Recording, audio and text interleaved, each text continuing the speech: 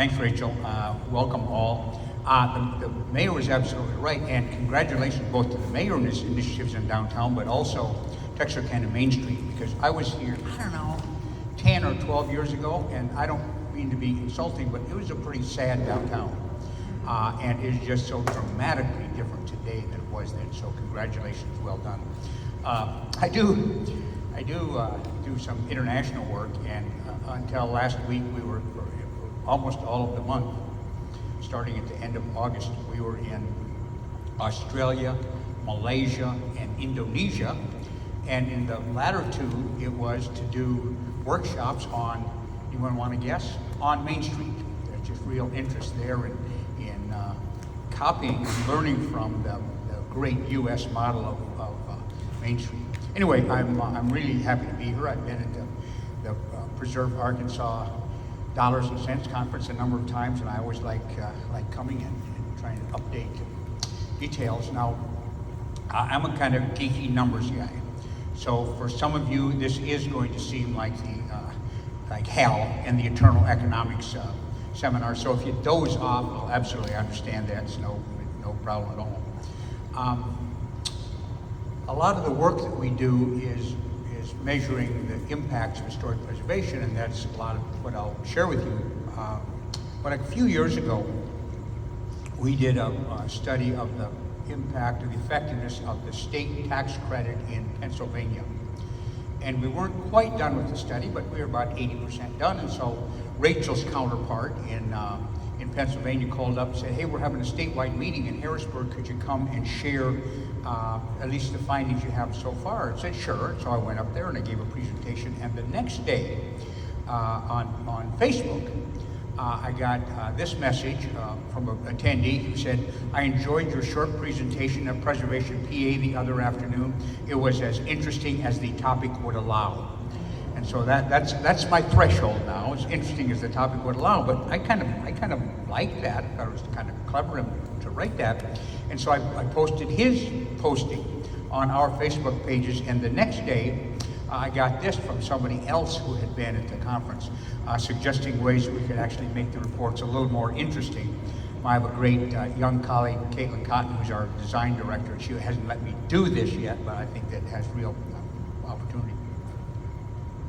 So I know that all of you came here today so I could spend an hour talking about this, about the mathematics behind a concept called a revealed preference analysis. I know that's why you all signed up for this. And a lot of the work that we do is revealed preference, and I'll talk about that. But here's a better way to me to explain it than that. And that is, I can ask you, how many of you like chocolate ice cream better? Some of you would raise your hand. And then I'd say, who likes vanilla better? Others would raise their hand. Well, that's stated preference. You raise your hand, say, oh, I like chocolate better. Or Rachel could just wheel in a cart with a bunch of ice cream cones, some chocolate, some vanilla, and you pick one. You don't have to say, I like chocolate better. You've chosen a chocolate ice cream. And so you have revealed your preference for chocolate or for vanilla, whatever. So a lot of our work is this, the marketplace, revealing its preference for historic districts, historic buildings, historic character. So much of the findings you're going to hear from us are either from revealed preference analyses or from stated preference analyses, and I'll give some examples of each. But I want to start out with some stated preference findings. In some of the work we do, some of the studies we do survey work. We do surveys, population, usually on SurveyMonkey, we do surveys. And one of those was in Portland, Maine, a wonderful town, Maine, 80,000 people. And people, it's a big quality of life city. And so one of the questions we asked was, why do you live in Portland? And the number one reason was the character, sense of place of Portland, and then good lifestyle and so forth. But character and sense of place. And then in a different question, we asked, we had these statements, and the statements you strongly agree, strongly disagree, or something in between. One of the statements was, historic preservation maintains Portland's character and identity, and almost 2/3 strongly agreed with that statement. So they're choosing it for its character. and it's historic preservation that's seen as this major contributor to character. And then we had a series of questions about what they felt about. A bunch of statements, they agreed, strongly disagreed, whatever. Rental units and historic structures are less desirable. 44% strongly disagreed with that. Said 2/3 disagree with that statement. Historic designation lets residents have a say about the future of their neighborhood. Again, 50% said that's true. Historic design review creates better development decisions. Again, 60% said that's true. So these are kind of the positive stated preference basis, positive contributions of historic preservation. And then you've all done surveys like that. We had 3 statements. Portland would be just as good a city without historic preservation. Historic preservation neither adds nor detracts from the quality of Portland. Or Portland is a much better city because of historic preservation. And you can kind of pick from 1 to 100 where you agreed, where your position was on that statement. And there's what the answer were. Skewed way to that far end about Portland being a much better city because of historic preservation. So it's really a quality of life contributor. And then Palm Beach, Florida. How many of you have been to Palm Beach? Anyone been to Palm Beach? It's a Mondo Bizarro place, I would say. It's just really weird. It's like, they're small, 9,500 people. They have not they have a billionaires row, not millionaires row, billionaires row, except they have 2 streets that are called billionaires row. So that's the kind of place it is. But it is what it is. But we did a survey there. When thinking about Palm Beach, how important are the following to you personally? And we had a whole bunch of choices. Importance of historic character. 2/3 said that was very important, and another 27% said it was somewhat important. So you get 98%, 95% of everybody saying historic character is important. You couldn't get 95% of the population of Palm Beach, Florida to agree that the sun rises in the east, and yet they agree this important role of historic character. In your opinion, which of the following would significantly reduce the quality of Palm Beach? Impact of loss of historic character. Again, 95% of the people see that the loss of historic character would have a negative effect on the quality of life of the city. Then the main street in Palm Beach is a street, wonderful street called Worth Avenue, and it's a street, I don't know, 5 or 6 blocks long, and it has these kind of perpendicular little cul-de-sacs. Wonderful place. How important do you think the following are as Worth Avenue assets? The importance of historic character. The vias are these little perpendiculars. Well, again, 95% see those are an important part of that Main Street area.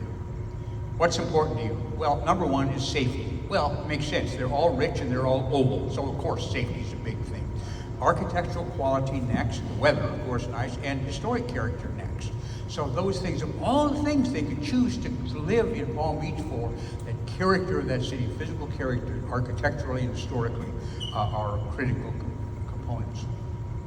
And then we asked about what would be negative impacts.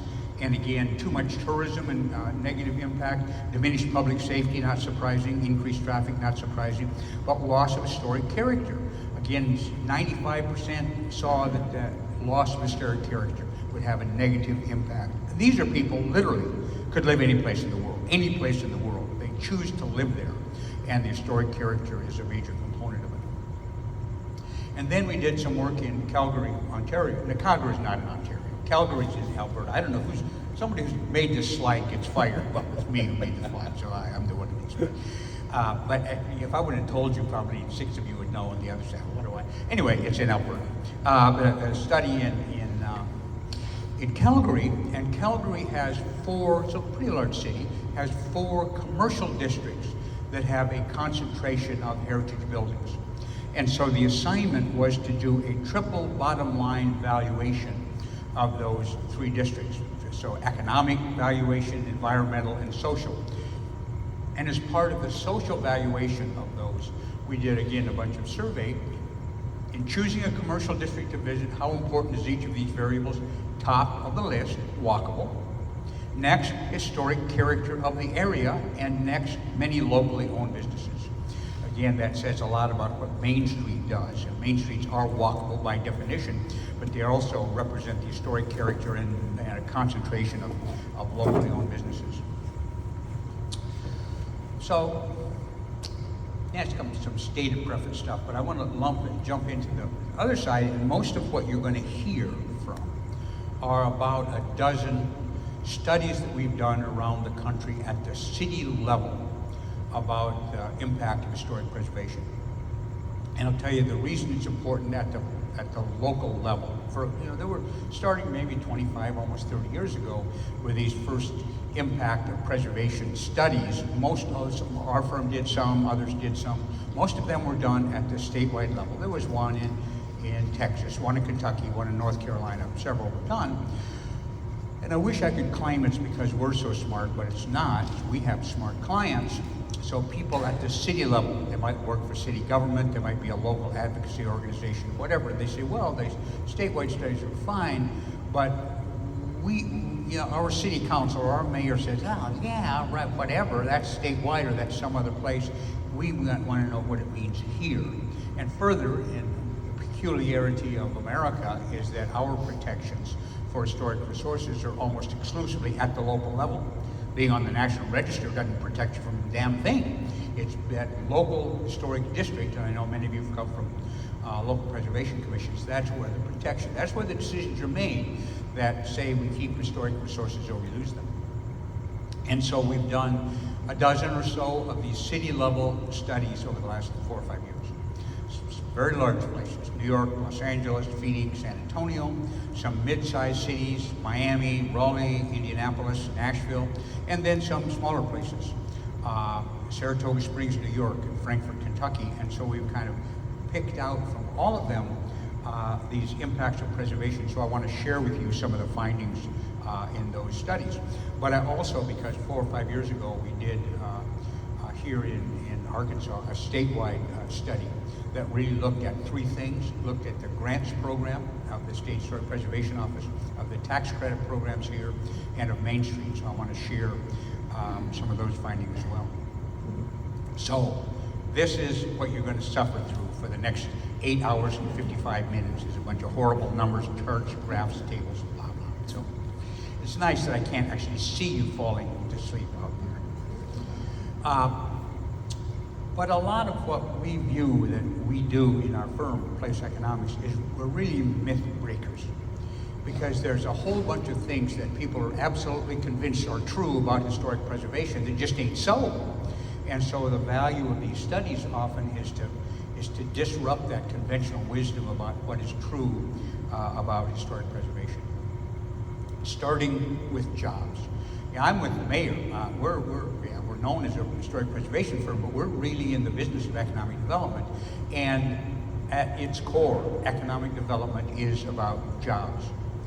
And here is why that matters with historic preservation. You don't have to care about gargoyles or cornices or a damn thing. The only thing you care about is jobs. Jobs in your community. New construction, rule of thumb, new construction in the United States, build a new building, half the money is going to go to labor and half the money is going to go to materials. But you rehabilitate an existing building, 60 to 70% of that goes to labor, the balance to materials. That's labor intensity, and it's that labor intensity that creates a bigger local economic impact than does new construction. And a great example of that was what we found here in Arkansas with historic tax credits. 21 million in tax credits for 342 buildings in 24 cities. $24 million in private investment increased the use of the federal tax credit by almost 60% by having a state tax credit, and it was a job creator. Every $1 million invested in historic rehabilitation project generated an additional 708,000 in additional economic activity within Arkansas. The tax credit meant 175 direct, an average year, 175 direct jobs, $7 million in direct labor income, 133 indirect jobs. And again, the project size was all over, that most of them were below $250,000. So this, the preservation projects, tax credit projects that get the big headlines are, the giant $20 million project, and those are wonderful. But that's not where most of your projects are in Arkansas. Most of them are really mom and pop operations. Almost 2/3 of them are the kind of really small scale projects. But so there's lots of jobs that emerge from historic rehabilitation project, but it's not just the construction side. In Los Angeles, what most of the rest of us in the country call historic districts or local historic districts, in Los Angeles they call historic preservation overlay zones. Our basic methodology when we do these city studies is, how many of you serve on a local preservation commission, by the way? Any of you? Some of you? Well, what we do is, methodologically, is look what's true in these historic districts and how is that different from the rest of the city. So in Los Angeles, we disaggregated, we took apart the numbers in the historic district, in the National Register districts that weren't also local districts, and the rest of the city. So you have this world vibrant economy of Los Angeles, and job growth over a 10-year period of 15%.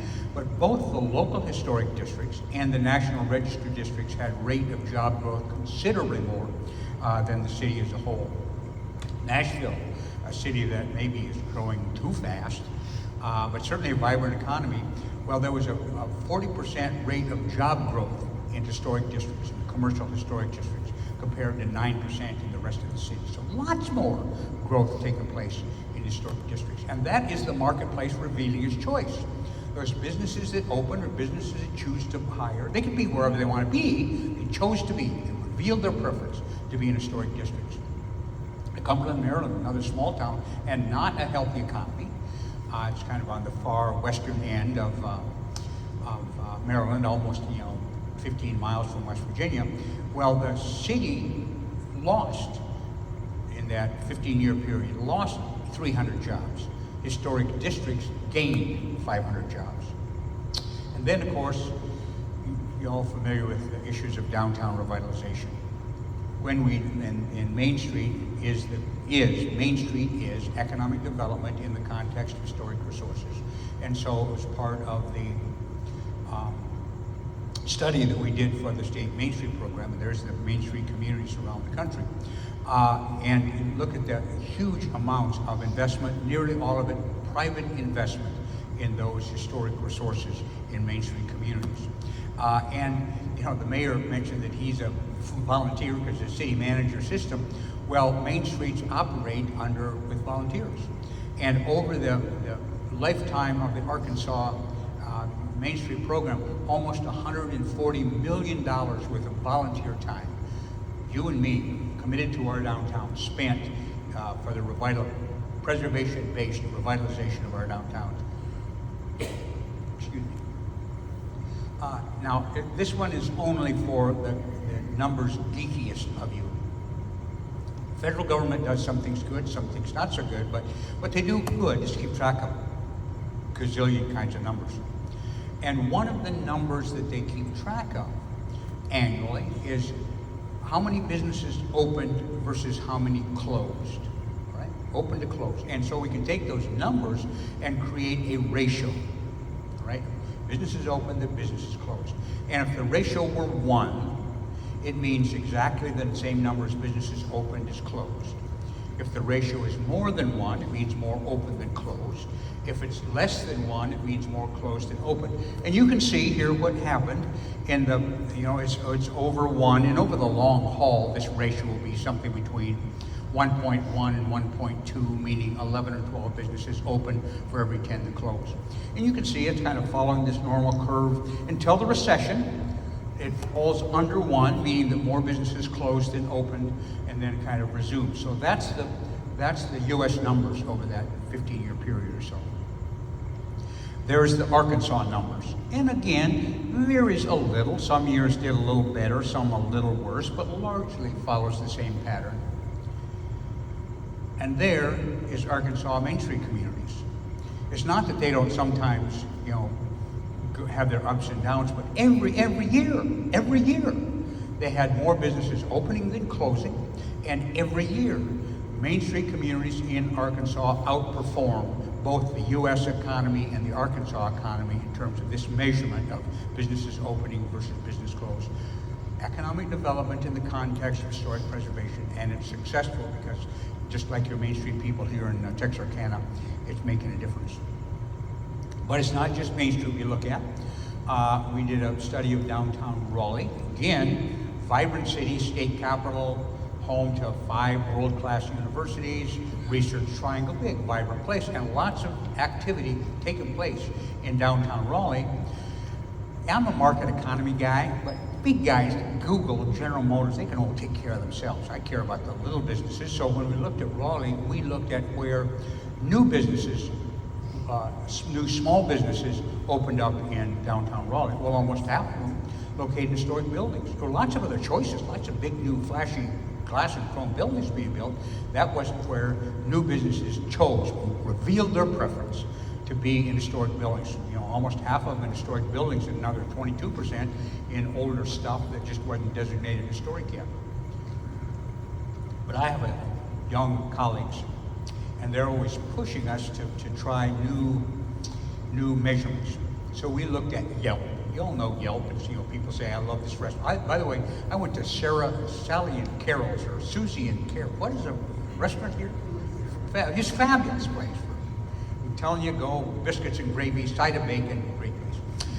Anyway, so you Yelp, you say, I love this restaurant, I hated this department store, whatever, you say that.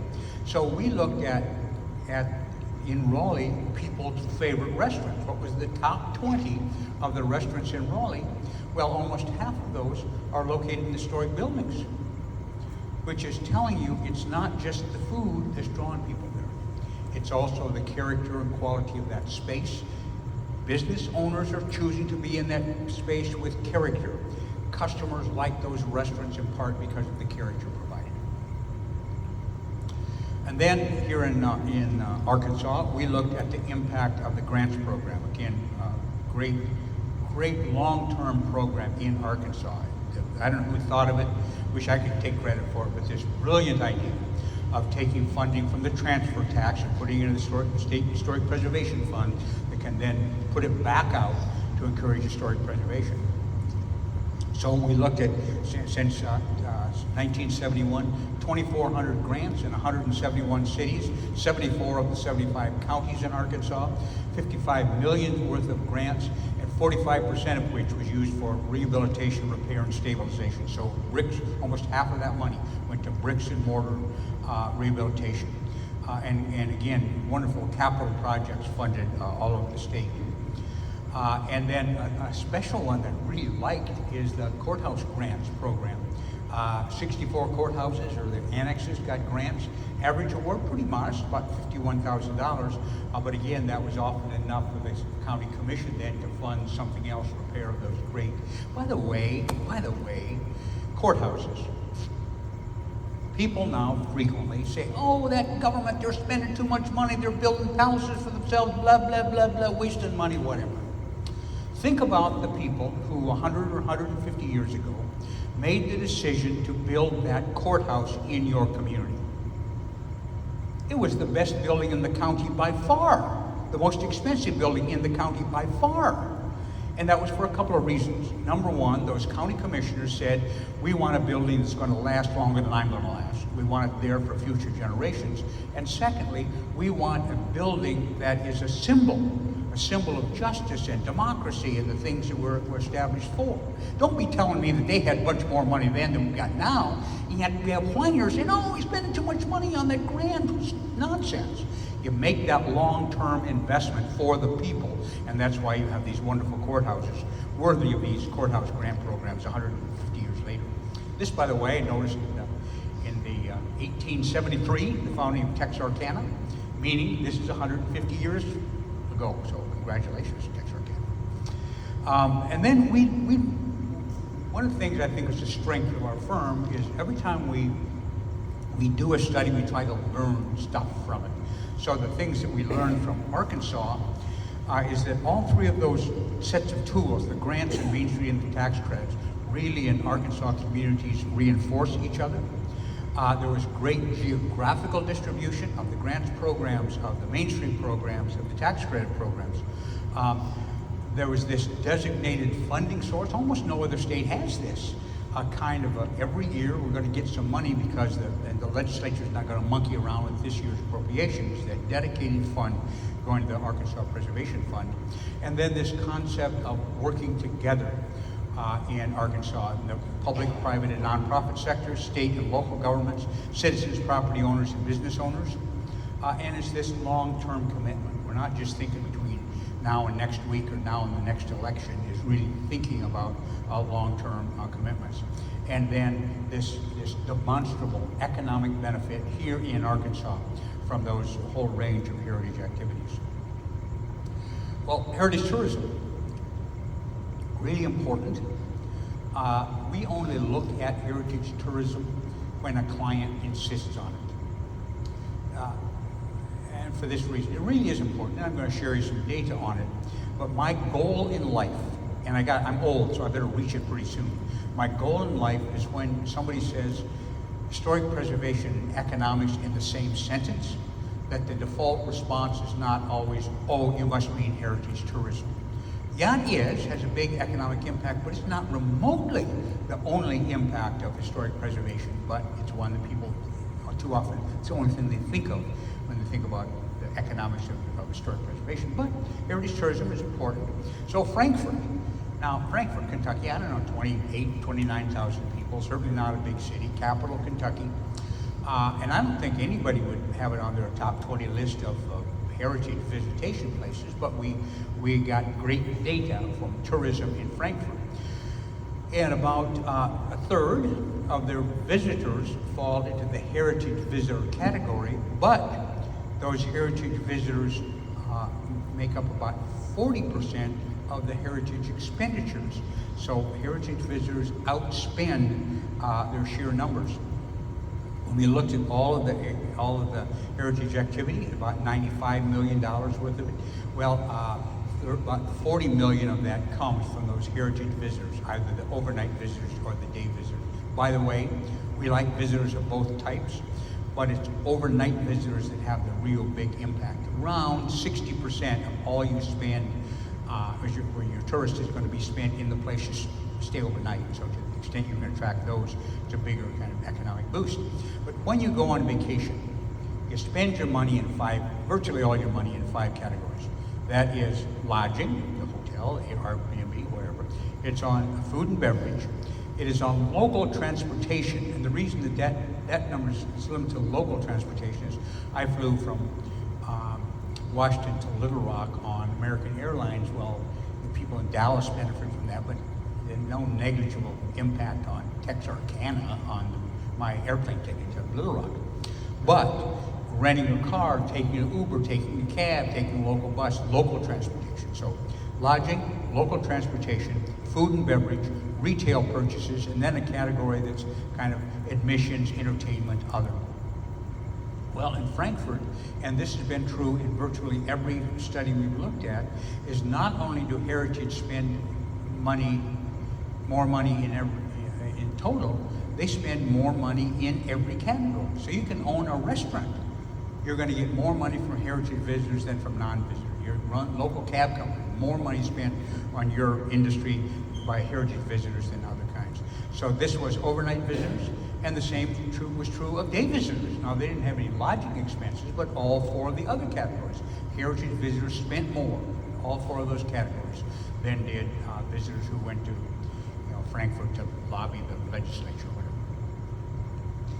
Now, Nashville has fabulous tourism data, and a really smart woman who runs all their data stuff, and she shared all the data with us. And so we've been able to pull out the heritage tourism component, make those measurements.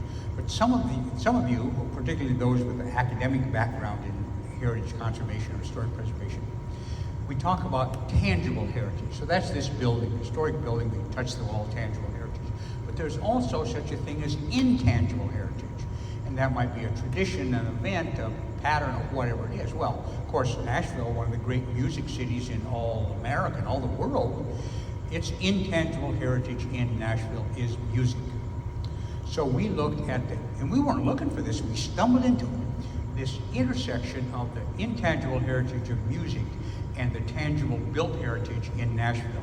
So heritage visitors go to more music opportunities. They're more likely to go to a music thing at all. More music venues in historic buildings. All of these measurements.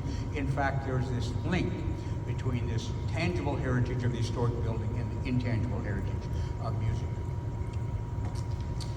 I read a few years ago a study done in Norway, and it concluded that only 6 to 10% of the money spent by heritage visitors is spent at the historic site they went to visit.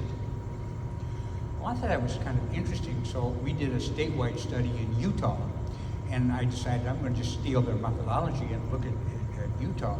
Well, lo and behold, virtually the same answer is that, here's Utah, big state geographically, a couple large cities, mostly a bunch of small towns, many of which have a heritage site that draws people.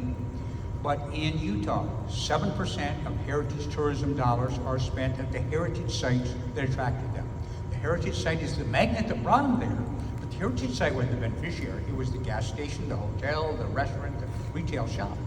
So some of you suffer with this. You have a historic site in your town, and you go to the city council at budget time and say, can you give us $5,000 grant for utility bills this year? Some council members say, what the hell, you guys? You're not even charging enough in admissions to pay your light bill. Why would you support you? Well, this is why. It's that you aren't the beneficiary of those dollars. It's the rest of the community. This is economic development being triggered by the historic site that's bringing people, but those people are spending their money in the rest of the local economy.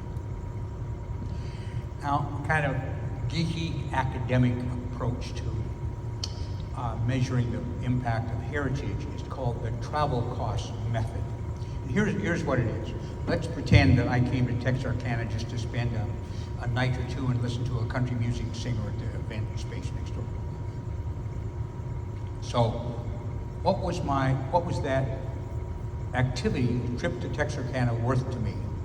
Well, it was worth the airplane ticket I had to buy to get here, and the rental car I had to rent to get here, and the hotel room I had to spend, the meals I have to spend, the value of my time, plus the amount I spend on the ticket. So if I have to spend $20 to buy a ticket to that event, the event's worth way more than $20. It's the sum of the rest of the dollars that I was willing to spend to come and attend that event.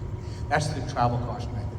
Well, St. Augustine, Florida, on the west coast of Florida, claims to be the oldest European settlement in North America. Great tourism data, but also it's being affected already by climate change. The sea level is rising, and so they're saying, what's our resiliency strategy? And so they hired an engineering firm for which we were sub to do a resiliency study in St. Augustine, and our jobs were twofold. One is to look at the change in value the value of the historic resources, and that's usually, we do that almost every study.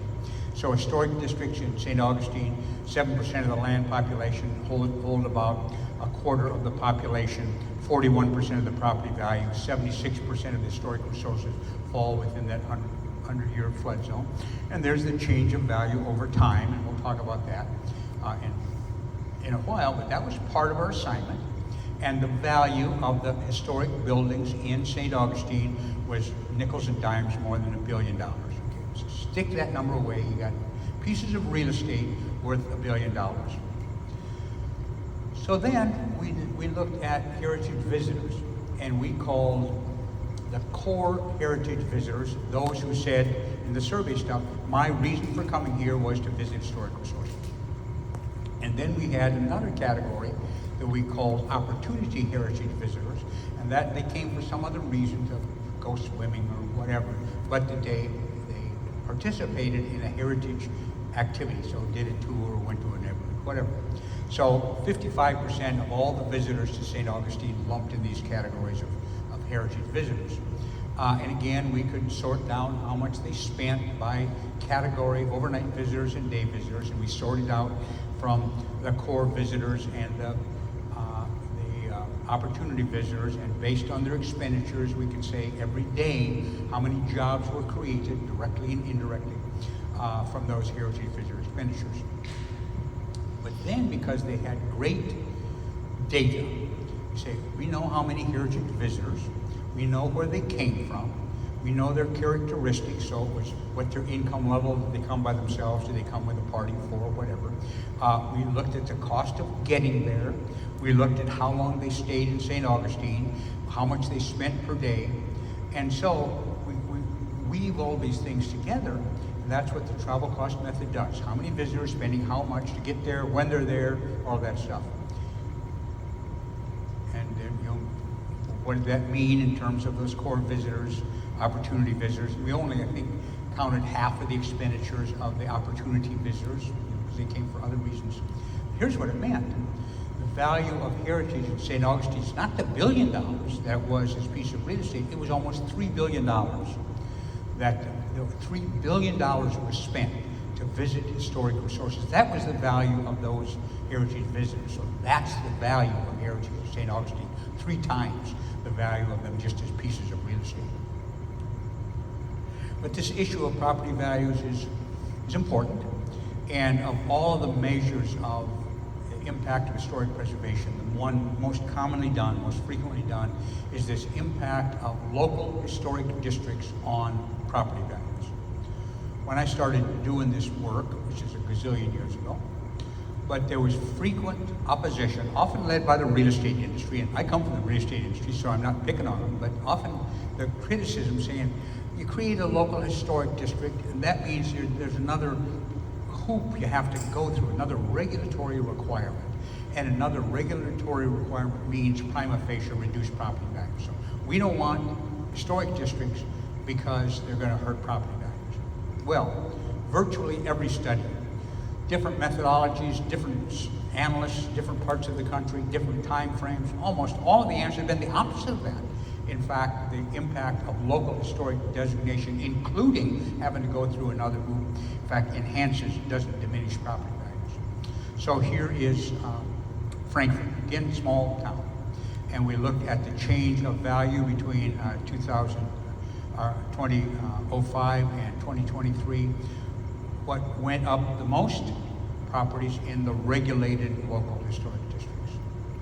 Average sales price in Frankfurt of local historic properties in local historic districts up 78% versus 57% in the rest of the city. Saratoga Springs, New York, another town, I don't know, 50,000 people, less, 30,000 maybe. And they specifically were concerned about property values. So that was almost the sole focus of that study. So we looked at property values every way we could think of. We looked at the average house value in historic districts, not in historic districts. The average house value per square foot, greater in the historic district than non-historic district. We looked at value per square foot by age, pre-1900 building, 1900 to 1925, 26 to 50, 51 to 75. Square foot value in every one of those age time frames. Historic properties, the properties in historic districts, more valuable. We looked at it by style. Victorian is the predominant style in Saratoga Springs. You have a Victorian in a historic district is worth more than a Victorian not in a historic district. We looked at it by condition of the property. Excellent condition property in the historic district was more valuable than a property in excellent condition in not in the historic district. So every way we looked, more valuable in the historic districts. Now, for those of you who serve on preservation commissions, I hate to break your heart, but nobody pays a premium for that property in that historic district for the privilege of coming to appear before your goofy preservation commission. The reason that they're doing it is the confidence that the lunatic across the street can't do something to his house that has an adverse effect on the value of my house. That old cliche in real estate that the three most important things are, location. But what that means really is true. And that is the value of property does not stem from inside the 4 lot lines. It doesn't come from the 4 walls and the roof. The value of a piece of real estate comes from its context. At least once a month, I'm in some town, someplace, and they'll drive through a great old neighborhood, point at some house and say, you look at that house. If that were in Washington, D.C., where you live, it'd be worth $3 million. Well, yeah, but it ain't. Real estate value comes from its context, and the economic role of historic districts is to preserve the context within which of those individual buildings exist. But there was an extension of that. We had this worldwide real estate crash, triggered in the U.S., but then went all around the rest of the world, where millions of people lost everything. Now, the vast majority of us in the United States, if we have any significant value, it comes from our home. That just is it is. So we had millions of people lose everything in that foreclosure crisis. So we've looked now, I don't know, 35 or 40 cities at what happened in foreclosure patterns in historic districts. Here's Raleigh. Almost 1 property in 10 faced a foreclosure action during that big part of that recession. National Register district rate, half of that. Local historic districts, half of that. Here is San Antonio. Every single local historic district had lower rates of foreclosure than did the city as a whole. Here is Pittsburgh. Foreclosure rate in National Register districts, 1/3 of what it was in the rest of the city. Local historic districts, even less than that. Now, why is that true? I think the reason is this, that it's not that people who live in a historic district never lose their job or get divorced or run their credit card bills up too much. I think what's happening is if I get myself in financial trouble, even in weak markets, there's enough of a latent demand for properties in those historic districts that I can get my property sold before it goes into foreclosure. This is a pattern, huge pattern that people like the National Association of Realtors and the FHA and HUD and the Mortgage Bankers, people ought to be paying attention. If this huge financial crisis just wiped out the wealth of millions of American families, and if being in a local historic district mitigated that, we ought to be paying attention to the value of those historic districts. Now, I said I was a market economy kind of guy, but mostly I care about small businesses. So we look a lot at patterns of small businesses. Again, this is revealed preferences. That small business can be wherever it wants to be, chooses to be in a historic district. So here is Saratoga Springs, New York. Historic districts, 22% of all jobs, but 31% of jobs in small firms, 46% of the jobs in young firms. Firms started in the last 3 years. Here is San Antonio. The purple areas are local historic districts. The green circles are concentration of jobs, numbers of jobs in small businesses. And what you're seeing here is not that every one of those small businesses chooses to be in the historic district, but they tend to cluster around them. There's this preference to be in or near that area of character. It's also true of startup businesses and young businesses. Again, Los Angeles doesn't have very many commercial historic districts, but the startup jobs, the rate of startup jobs 2.5 times in those local historic districts as they are in the rest of the city.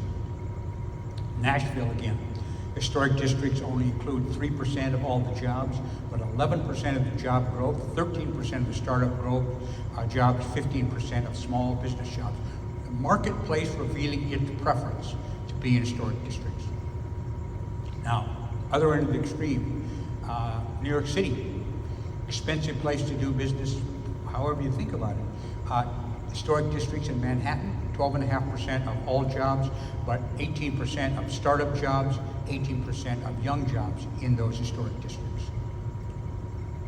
And this revealed preference is particularly striking in the areas of the knowledge workers and the creative class sector businesses.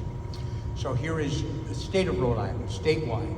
Historic districts, a little less than 4% of all jobs, but jobs in professional scientific services, educational services, public administration, management of companies and enterprise, arts, entertainment, and recreation. The key categories of the creative class and knowledge worker jobs are all more likely to be in historic districts than they are in the state as a whole. Now, New York City. You can love New York, you can hate New York, but nobody can say that it's not one of the most creative cities in the world. Again, 12.5% of all jobs, but information jobs, knowledge workers, educational services, knowledge workers, and arts and entertainment. Almost 1 in 4 jobs in that creative class category are in historic districts. Their employers seeing that's where we want to be so we can attract the creative workers we need to run our business. This again is Cumberland, Maryland, has a huge job loss in all these categories, in retail, trade, and professional, scientific, and finance, insurance, and information, all lost jobs. Where did the jobs gain in those areas? In historic districts. Now, sometimes a concern about us old guys of that there's not enough young people coming into historic preservation. They don't care about it, or it's not on their radar screen or whatever. So we've looked at issues about millennials and housing. Where are they choosing? What are they doing? So here's Los Angeles. And so what it charts, the red line is the rest of the city, the blue line is those local historic districts by age group. And for the lines are virtually parallel all the way through, except there, the millennials, which are showing a preference, a higher likelihood of being in historic districts than the city as a whole. Here's Nashville. Baby boomers like me is likely to be in a historic district is not. Same kind of ratio in both places. Whereas their change among millennials, more likely to be in historic districts. And it's really supported by national data. The National Association of Realtors does a really good job of trying to figure out who their buyers are, their characteristics of their buyers. So the last time they did it based on age, that millennials were 34% of all buyers, but almost 60% of buyers of pre-1912 housing, and 44% of buyers of 1912 to 1960 housing. More likely to buy in those areas. And I think this is driven for millennials by the 3 C's, by the character of the neighborhood, by the convenience of that neighborhood, to where they shop, where they work, wherever, and cost. It's often cost competitive to make those choices. I don't know how many of you live in cities in Arkansas. They're having debates about density, but lots of cities, large and small across America, are.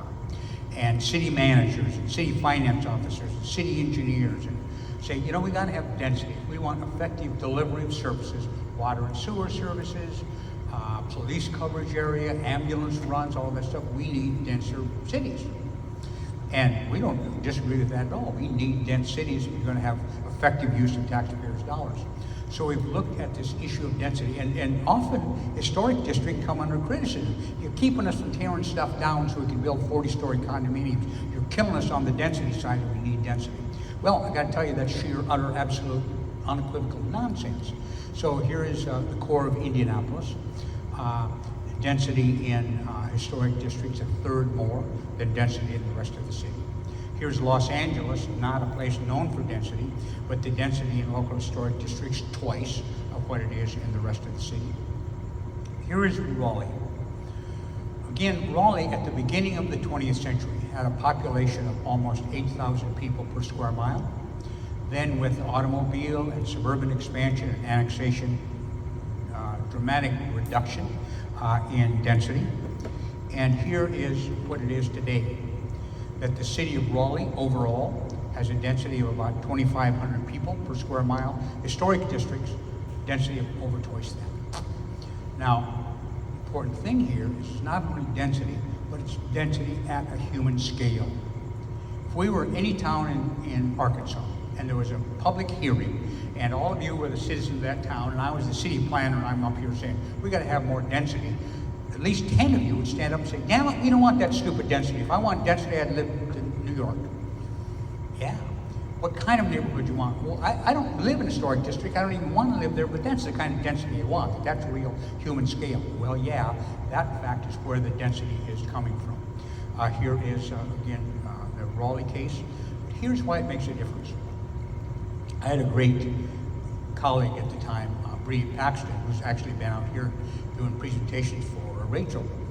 And I told Bree, I said, I want you to have an assignment for you.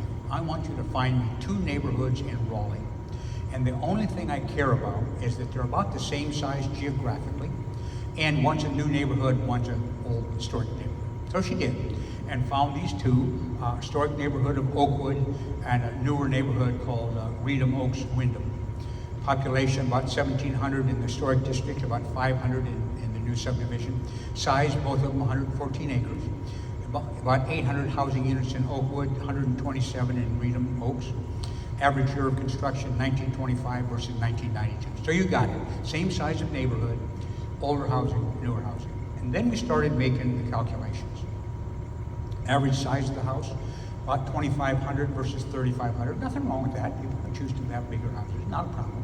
Average value, 315,000 to 524,000. Here is where the city finance officer kind of has premature excitement, saying, well, yeah, see, that's why we like those new subdivisions, because we live on that property taxes, and property taxes are based on value. It's a lot more value, so just chill, Mr. Finance guy. Taxes per unit, 2,900 versus 4,800. And then he says, yeah, I told you so. That's why we like that new subdivision. That's where we got to get our property taxes from. Okay. Population per acre, 14.5 versus 4.5. Now, square feet of road per unit. I don't care if a developer put in that road initially, that road will have to be replaced, and the taxpayers are going to pay for that road. So we've got 1,000 square feet of road to replace in the older subdivision, 2,200 per unit in the new subdivision. Taxes per acre, 22,000 in the historic district, 5,300 in the new subdivision. Sooner or later, we're going to have to replace water and sewer lines.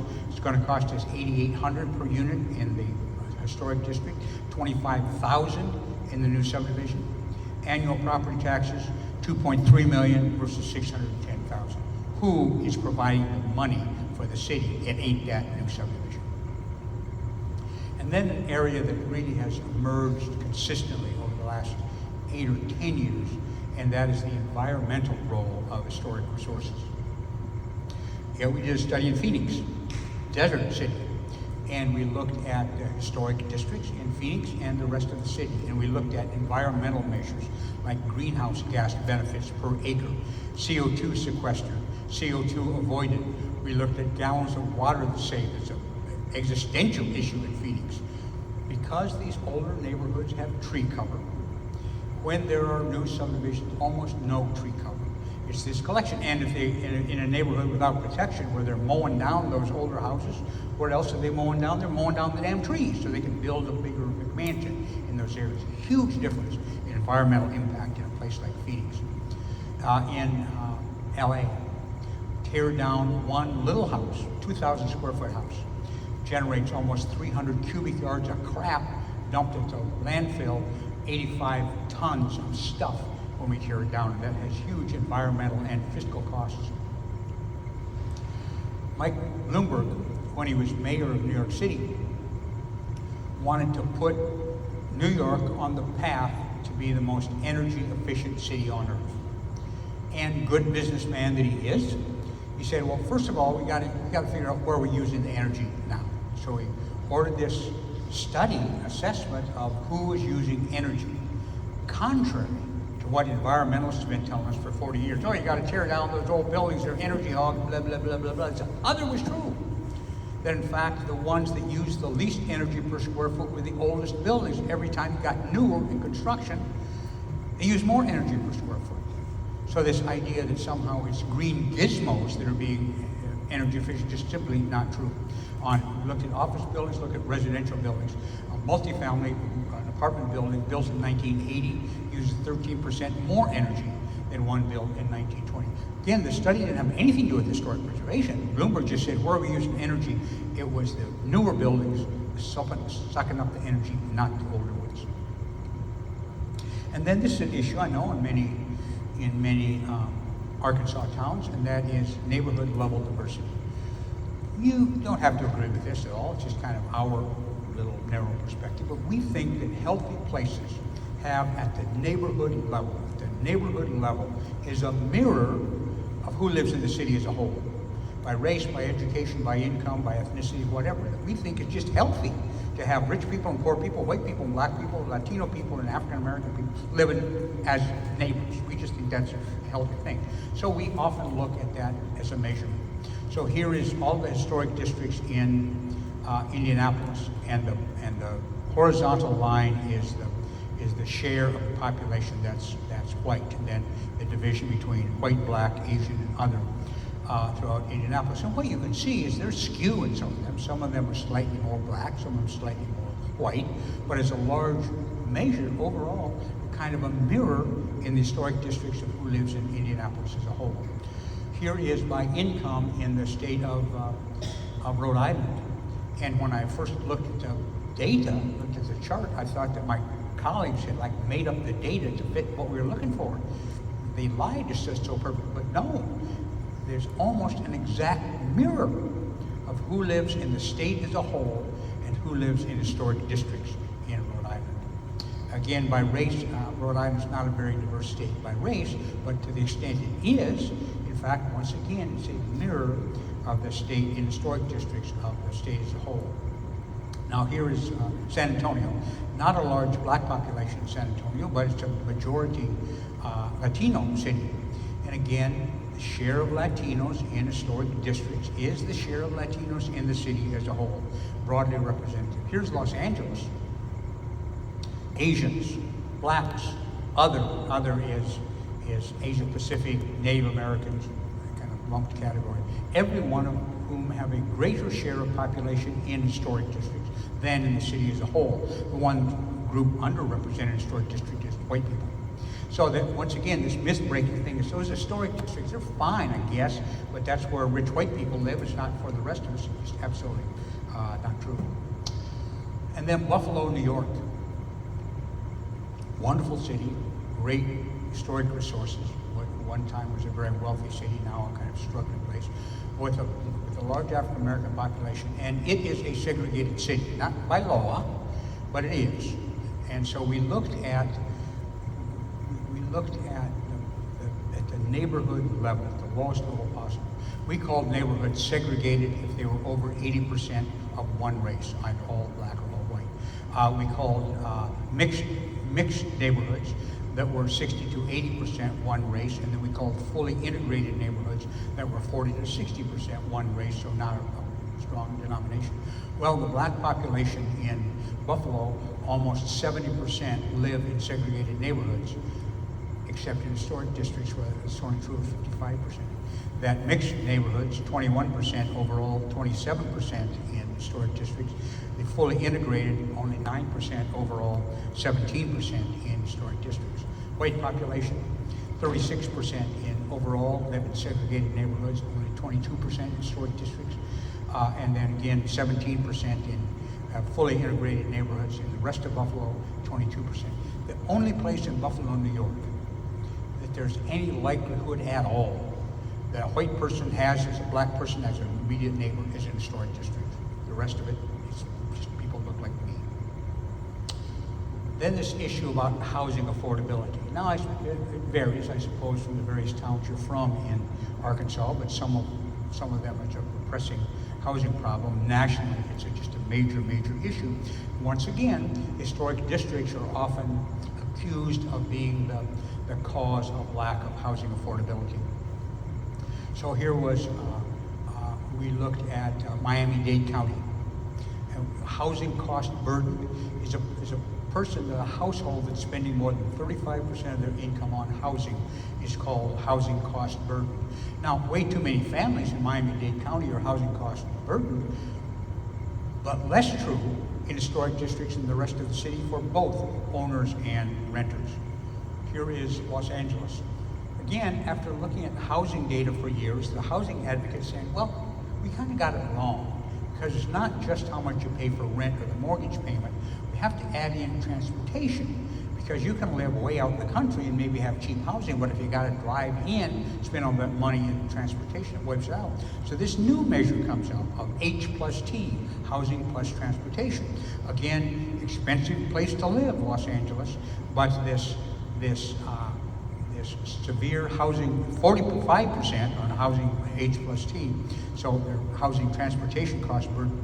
Too many people, almost half the people in the historic district, but over 2/3 of the people in the rest of the city. So whatever the problem is, it's less in the historic districts than elsewhere. And then the kind of corollary of the housing affordability is the gentrification issue.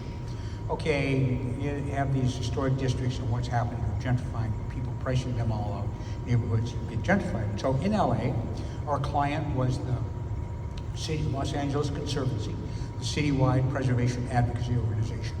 In our first meeting, they said, look, we can't issue a credible report in Los Angeles and avoid talking about gentrification. We don't know what the answer is going to be, but you have to look at that. It's just too critical an issue. And we support historic districts, but they're being accused of being the gentrifiers. True or not, we have to have that showing up in the report. Well, we were lucky in LA in that there was really smart people at USC and UCLA that had done a giant 15-year gentrification study, way smarter than we were, that identified the gentrifying areas between 2000 and 2015. And those are the orange areas. Those are the gentrifying neighborhoods. Well, we took their map and overlaid them with the local historic districts, the HPOZs, and those are the hatched areas. Well, what you can see is there's almost no correlation. There maybe is 10% of the historic districts that are gentrifying areas, and maybe 15% of the gentrifying areas that are historic districts, but largely, sure as hell, no cause and effect there. In fact, if you look at this area, real concentration of gentrification, but all these historic districts, you might argue that they're a protection from gentrification, because you can't be tearing down massive kinds of stuff taking place there. I live in Washington, D.C., and lots of cities from Washington up, to Buffalo, and then from New York City to almost Chicago. There's a big swath of the country that had lost population for a long time. And my interest was, okay, but when they turn around, when they start growing again, where does that population growth take place? So we've looked at that. Now, Philadelphia, I don't know Philadelphia very well, but I go up there every Tuesday in the spring to teach a class at Penn. And I remember when the 2010 census came out, and they said, we finally turned the corner. After losing population for 50 years, we've finally begun to grow again. That's not very much, but at least we're growing and not declining in population, except they weren't. The historic districts in Philadelphia continued to grow by 12,000 people. The rest of the city still lost population. It wasn't general growth, it was growth in the historic districts. Here is Washington, D.C. Again, the decline in population for 50 years began growing again in that 20 to 2010 period. 45% of us live in the historic district, but that's where 63% of the growth took place. Here's Boston. Turned the corner a decade earlier than Washington and Philly. Again, same pattern, is that 22% of the population lives in a historic district, but that's where 36% of the population growth was. So I tell mayors and city managers and city council members and chamber of commerce directors, if they're in a city in declining population, well, for God's sake, don't be tearing down historic buildings, because when growth comes, if it ever comes, that's the first place it's going to come. In fact, historic districts, historic neighborhoods, historic buildings have actually become attractors of growth. Here's Miami-Dade County again, a place with lots of population growth, but much faster rate of population growth in historic districts. Now, this idea that somehow historic districts freeze neighborhoods in amber and no growth can take place, well, demonstrably not true. Somewhere they're figuring to add more people in those historic districts than in the rest of the county. Here is the state of Rhode Island. Again, almost a state with almost no population changes, real flat population growth. But what growth they took place?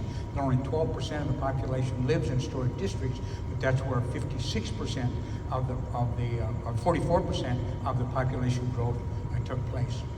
And here's Pittsburgh, another great city, still in population decline, except in historic districts that in fact are still growing. Some of you work for city government. All of you are taxpayers.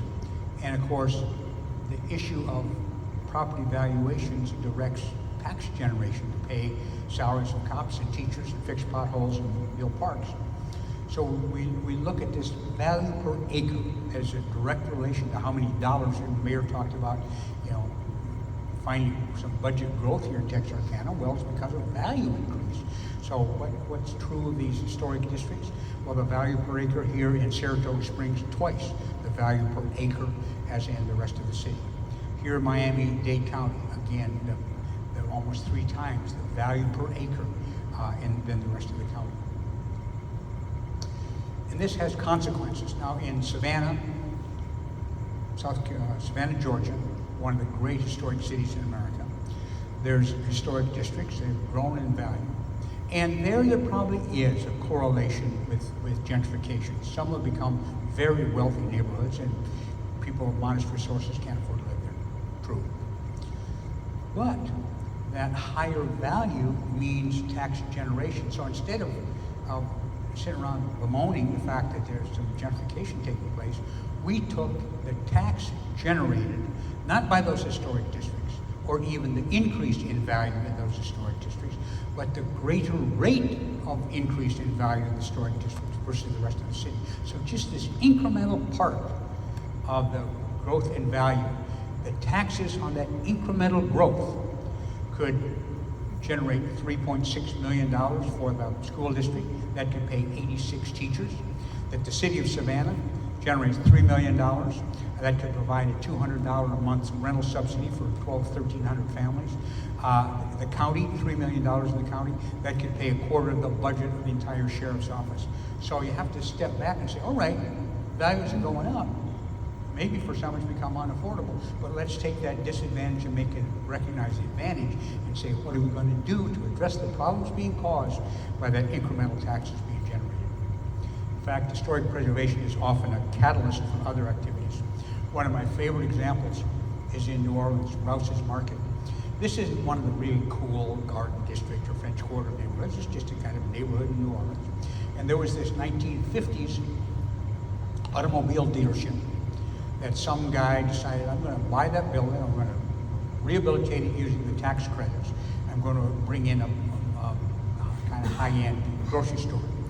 From Katrina in 2004 until Rouse's Market in 2012, nothing happened in that neighborhood. And then Rouse's Market happened, and followed by $120 million worth of investment. Mostly in high rises, mostly built on vacant lots. There's a lot of parking lots there. We talked to all the developers there, said, why did you do that? Why did you make $100 million worth of investment? And they said, because of Rouse's Market. So here you have a historic building, mid-century modern building, historic, took place. It was the catalyst for $100 million more investment.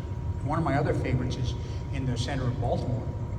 Old industrial building converted into housing, targeted to teachers, cops, firemen, kind of public employee, public servant types. Again, city still declining in population. Miller's Court takes place. Then all of a sudden, people getting building permits for stuff all around Miller's Court. Population growth in that area while the city's still declining in population. Then the issue about neighborhood stability and community engagement. And we've struggled for a long time, this intuitive sense that there's some kind of attachment that people in historic neighborhoods have toward their city that's greater than generally true. But I didn't know how to measure that until we were doing a study in Indianapolis. And they said, just kind of randomly, hey, the people down at Keep Indianapolis Beautiful are doing interesting stuff. Why don't you just go and talk to them, see what you learn? And so they had a program called Adopt a Block program. So people are saying, I'll go and pull the weeds in the median or whatever. So really a strong measure of community engagement. And they put a map up there and we said, gee, that map kind of looks familiar. So we overlaid historic districts with those adopted block neighborhoods. Disproportionate share of those programs existed in historic neighborhoods. So a real measure of that community engagement. So I want to end with this is an economics lecture with one of the great American economists, John Kenneth Galbraith. Here's what he wrote. The preservation movement has one great curiosity. There is never retrospective controversy or regret. Preservationists are the only people in the world who are invariably confirmed in their wisdom after the fact. That's what you're doing for your communities. Thank you very much, and thanks for having me. Thanks. Time for questions?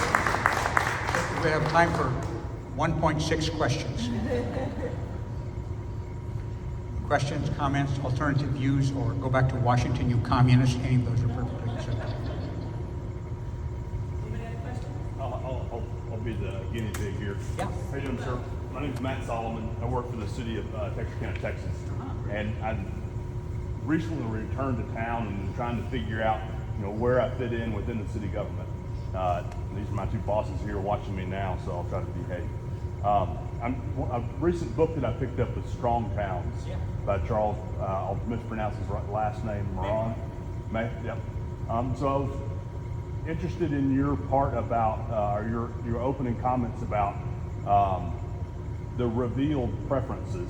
And I was wondering, a lot of the things he talks about in small towns is kind of a series of small bets, especially getting started. And I was wondering, do you see a relationship there? Is that your revealed preferences actualized besides just Great question. So this whole Strong Towns movement, absolutely, it's not a historic preservation movement, it's absolutely consistent with both a kind of Main Street approach and preservation in general. So I'm a big fan of that movement.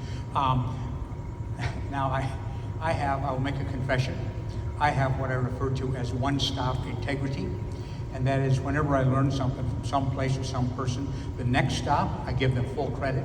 2 stops away, every good idea was my idea. I'm just telling you that. So I'm 2 stops, I'm going to give you credit. Next place I go, 2 stops away, I'm going to say, well, this process of, in the Strong Towns identified, these little wins is kind of revealed preference. Well, it might be. I think what it's more an example of is the kind of Main Street principle of incrementalism, is that it's building by building, block by block, business by business.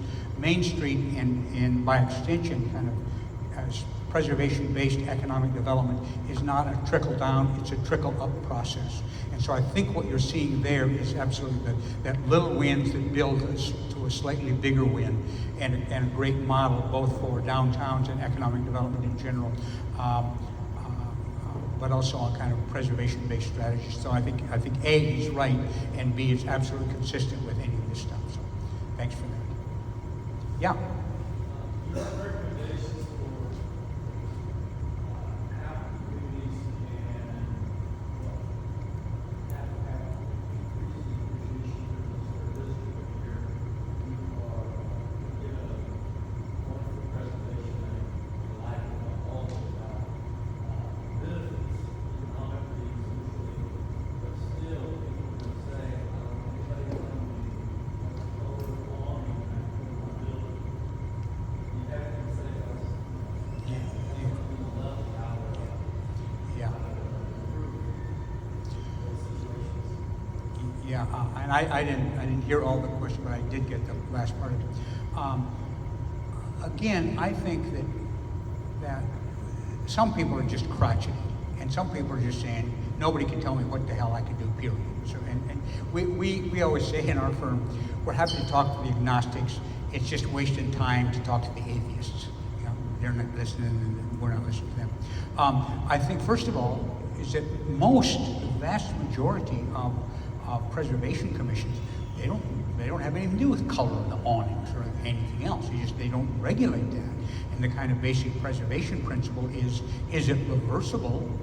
And as long as it's reversible, somebody else wants to do something more appropriate, and you want to do something stupid, go ahead and do a stupid thing, because you can always do the more appropriate at a later time. So there's frequently the opposition of historic districts is based on what they think is going to be regulated, which actually rarely is. That's number one. Number two is this, again, back to the location. It is an issue of aggregate value. That's why we have any zone. That's why we don't let porno shops next to daycare centers. That there is a value in the whole that's not recognized by the value of the piece. That the value of the whole is enhanced by and that's the economic impact of kind of a regulatory environment, is that you're enhancing the sum of the value enhancement of the whole is greater than any value enhancement of the individual. Now I get it that there's sometimes political, ideological opposition to any government regulation stuff at all, but it just factually, time after time, value enhancement is greater when there is a sense of maintenance of the context within which the individual property exists. But to have a good answer for you that convinces everybody it's a good idea, if there is one, I don't know what it is. It is working. Also, however, I think we as preservationists, if we know something and somebody else doesn't, that's our fault, not their fault. It is really our job to educate a broader thing. When we know a factual thing, then it's our job to enlighten them. Now, if they're just stubborn with their ears plugged, then nothing we can do about that. But to those, most people want to do the right thing. Most people want to do the right thing. And so we just have to help define what that right thing is to the benefit of all, best I can do. Well, I'll be around for another little bit, and I want to go walking tour, so feel free to jump on me then. Thanks very much for being here. Thank you, Donovan.